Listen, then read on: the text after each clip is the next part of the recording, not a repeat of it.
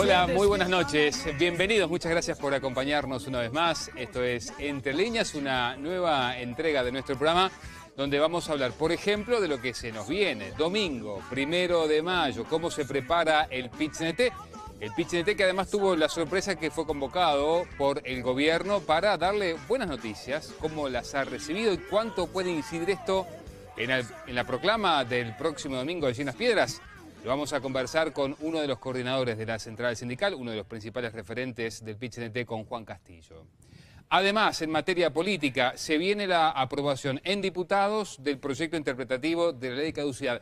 Y hay un sector del Frente Amplio que seguramente se robará la atención el próximo 20 de mayo cuando se vote esa iniciativa.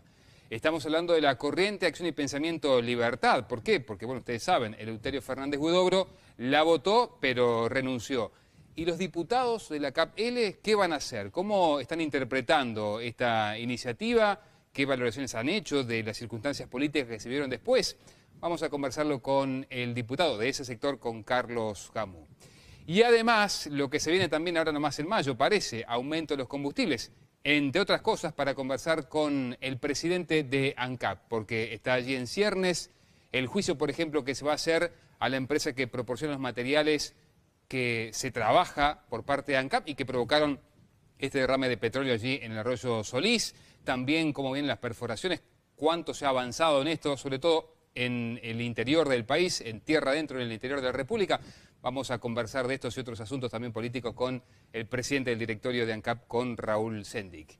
Y a esto le agregamos, como siempre, el contenido de nuestros compañeros, a quien ya le doy la bienvenida. Nicolás Núñez, ¿cómo estás? Buenas noches. Buenas noches, Alfredo. Buenas noches a todos los televidentes. Hablaremos en una segunda intervención, en el segundo bloque, acerca de un debate que se dio esta semana en el Parlamento, también en torno al proyecto interpretativo de la ley de caducidad. Bueno, y sobre estos asuntos, de alguna manera vinculados también, tiene información Loreley Nicrosi, y sobre todo en algo que va a llamar la atención y que seguramente se cortará mucha tela en las próximas horas. Lore, ¿cómo estás? Buenas noches. ¿Qué tal? ¿Cómo estás, Alfredo? A ver, un título. Bueno, la fiesta por los 200 años del Ejército, que se va a celebrar en Las Piedras, va a contar por primera vez con la presencia de los familiares de desaparecidos, quienes van a reclamar a los militares información y además van a criticar al gobierno por no haber llevado adelante hasta ahora ninguna investigación. Sí, todo un hecho político que va seguramente a señalar la importancia de ese acto, ¿no? Un acto donde además va a hablar el comandante en jefe del Ejército y allí van a estar los familiares de detenidos desaparecidos.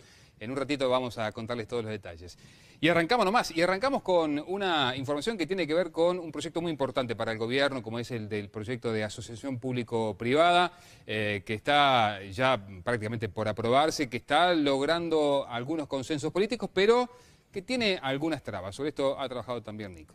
Como decís, Alfredo, es un asunto que se estuvo trabajando a distintos ámbitos, a distintos niveles. Esta semana fue muy fructífera a nivel parlamentario por la discusión en torno al proyecto de asociación público-privado. Tanto desde el Partido Nacional como desde el Partido Independiente se dio al Frente Amplio el beneplácito a las modificaciones introducidas en el texto que propuso el Ministerio de Economía. Se estima además que el Partido Colorado, más allá de algún matiz, también estará dando la aprobación a este proyecto, por lo cual cierra así el Frente Amplio con la oposición, el gobierno, el Poder Ejecutivo, el apoyo a este proceso, un proceso que de todas maneras seguirá teniendo ciertas discusiones. Claro, la Comisión de Hacienda es la que está trabajando fundamentalmente en esto, claro, ¿no? Y seguramente la próxima semana se mantendrán más reuniones, nos decían, con representantes del Tribunal de Cuentas, también con especialistas en Derecho, para ajustar detalles de redacción del proyecto que se va a empezar a analizar, como decíamos, la semana que viene.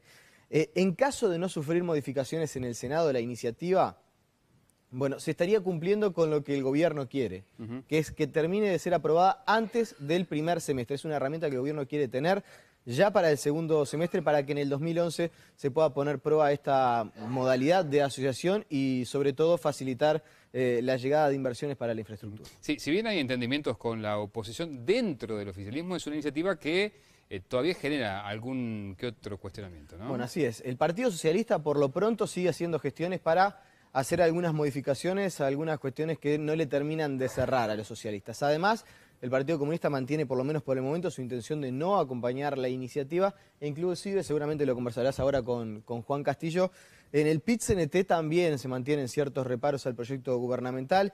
En una primera instancia, la mesa representativa de la Central Sindical ya había manifestado su disconformidad con el primer proyecto. Ahora hay modificaciones que seguramente serán analizadas, pero la visión, por lo menos a priori, sigue siendo negativa. Y probablemente este tema también sea tratado entre la bancada oficialista y representantes del PIT-CNT, y yo no descarto que pueda ser incluido también en la agenda de la reunión que van a mantener con el presidente Mujica en las próximas horas. Bueno, centro al área y entra solito Alfredo Ante para entrevistar entonces a Juan Castillo.